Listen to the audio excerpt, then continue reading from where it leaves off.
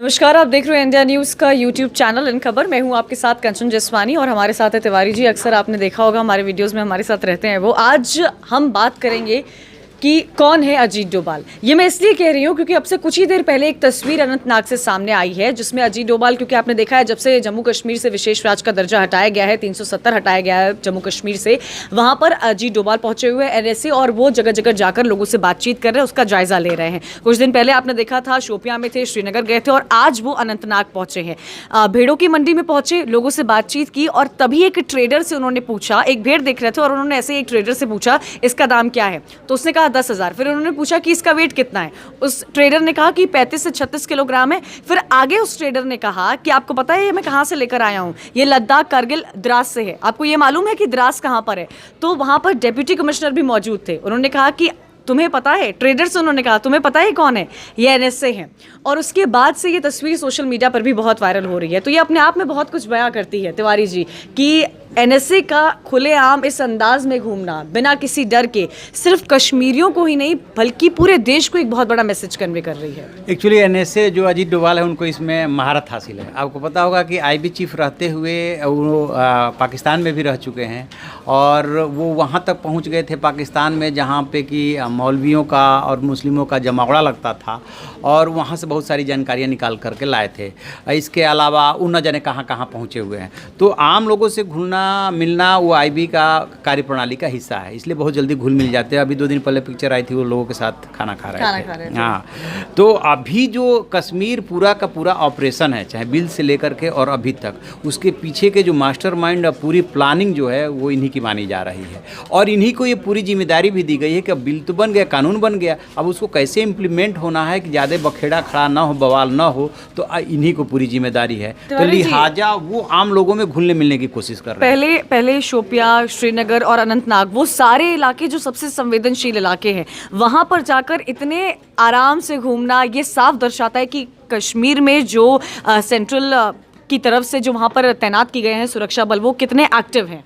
निश्चित रूप से एक्टिव है और सुरक्षा व्यवस्था बहुत कड़ी है, इसमें कहीं कोई दो राय नहीं है। दरअसल अब सरकार, केंद्र सरकार के सामने चुनौती ये है कि किसी तरह से कश्मीरियों को और घाटी के लोगों को ये मैसेज देना चाहती है कि जो 370 था वो आपके डेवलपमेंट और आपके रोजगार के रास्ते में बाधक था और अब असली आपका डेवलपमेंट शुरू होगा और आपको रोजगार मिलेगा। तो आप बात को समझिए, किसी के हाथ का खिलौना मत बनिए, किसी का मोहरा मत बनिए। ये मैसेज देने की वो कोशिश कर रहे हैं कि आपके लाइफ स्टाइल पर, आपके जीवन पर कोई फर्क नहीं पड़ने जा रहा है, बल्कि आपकी लाइफ स्टाइल बेहतर होने वाला। अब एक और यहाँ पर बात हो रही है क्योंकि हम अब देश के राजनीतिक दल की बात करेंगे। आपने देखा होगा जैसे ही विशेष राज्य का दर्जा जम्मू कश्मीर से हटाया गया है, सिर्फ भारत में ही नहीं बल्कि भारत के बाहर इंटरनेशनल लेवल पर कुछ देर पहले आपने देखा रशिया ने इसका समर्थन किया, चाइना ने भी पाकिस्तान को तमाचा मारा और इस मुद्दे का समर्थन किया है। ऐसे में देश के जो राजनीतिक दल है, बात अगर नेशनल कॉन्फ्रेंस की जाए जिसने सुप्रीम कोर्ट का दरवाजा खटखटाया है और उसके बाद कांग्रेस का भी कुछ देर पहले विरोध प्रदर्शन वहां पर देखने को मिल रहा था, तो ऐसा क्यों? हम तो देख रहे हैं कि अजीत डोभाल के साथ कश्मीरी बड़े ही आराम से मिल रहे हैं, खुश है, हंसकर बात कर रहे हैं। देश के ही कुछ ऐसे दल हैं जो इस मुद्दे का विरोध कर रहे हैं। देखिए, जो क्षेत्रीय दल है, नेशनल कॉन्फ्रेंस और पीडीपी जैसे दल, उनके तो अस्तित्व पे बनाई है, लिहाजा उनका विरोध तो समझ में आ रहा है। लेकिन कांग्रेस जैसे जो दल हैं उनमें इस चीज़ को लेकर के दो फाड़ हो रहा है। एक जो युवा टर्क है वो उसके अगेंस्ट में आ गया है कि ये लोगों की भावना नहीं है, तो कांग्रेस दुविधा में है इसको लेकर के, दिशाहीन नजर आ रही है कांग्रेस इस पूरे मुद्दे पर। बिल्कुल, और कांग्रेस इसीलिए अपना स्टैंड बदला कि हम 370 खत्म करने के खिलाफ नहीं, हम जो प्रोसेस को लेकर के।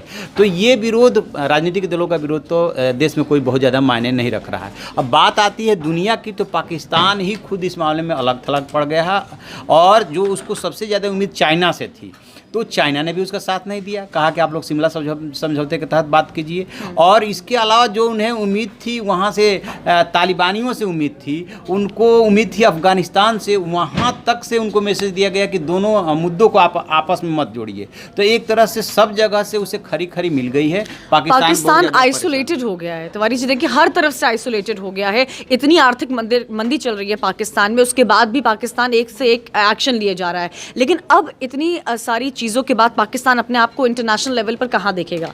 पाकिस्तान कहीं नहीं है। पाकिस्तान सिर्फ जो अंदरूनी प्रेशर है उसका, इंटरनल जो प्रेशर है, चाहे फौज की तरफ से हो, चाहे आईएसआई, चाहे पब्लिक की तरफ से हो, वहाँ इमरान खान की भी नहीं चल रही है, संसद में उनका मजाक उड़ाया जा रहा है। बिल्कुल नहीं चल रही है। वो उस प्रेशर को कुछ रिलीज करने की कोशिश कर रहे हैं, भारत को धमकी दे करके, ट्रेड को जो है ख़त्म करके, या जो है डाउनग्रेड करके, जो है राजनयिक रिश्ते हैं उसको डाउनग्रेड करके। आप सोचिए कि समझौता का आप थार का आप ऑपरेशन बंद कर दीजिए, उससे क्या फ़र्क पड़ता है? आप भारत से व्यापार बंद कर दीजिए। भारत और पाकिस्तान का जो व्यापार होता है 0.04% है, तो उससे कोई बहुत ज़्यादा फर्क नहीं पड़ता जितना भारत दुनिया से व्यापार करता है। तो इस वक्त पाकिस्तान सिर्फ किसी तरह से मैसेज दे रहा है दुनिया को कि जम्मू कश्मीर पे हमारा विरोध है, बस इसके अलावा कुछ करने की वो स्थिति में नहीं है। जैसा कि वो पुलवामा अटैक के बाद जब भारत ने एयर स्ट्राइक किया था तब भी कुछ करने की स्थिति में नहीं था, और आज भी कुछ करने की स्थिति तो हर तरफ से पाकिस्तान की किरकिरी मची हुई है। लेकिन सबसे अहम तस्वीर आज आपने देखी अजीत डोभाल की, और आज ही नहीं, इससे पहले भी आपने देखा होगा जब वो शोपियां में मौजूद थे, लोगों से बातचीत कर रहे थे, उनके साथ खाना भी खाए थे। और आज जो तस्वीर दिखी है वो वाकई सोशल मीडिया पर भी वायरल हो रही है, और ये अपने आप में बहुत बड़ा मैसेज सिर्फ कश्मीरियों को ही नहीं बल्कि पूरे देश को कन्वे कर रही है कि कश्मीर में अमन चैन वापस लौट रहा है। आज आपने देखा होगा स्कूल कॉलेजेस भी वहां पर खुल गए हैं। धारा 144 अभी भी लागू है, पर उसमें ढील दी जा रही है। ज्यादा जानकारी के लिए आप देखते रहिए इन खबर। इन खबर चैनल को सब्सक्राइब करें और बेल आइकन दबाना ना भूलें।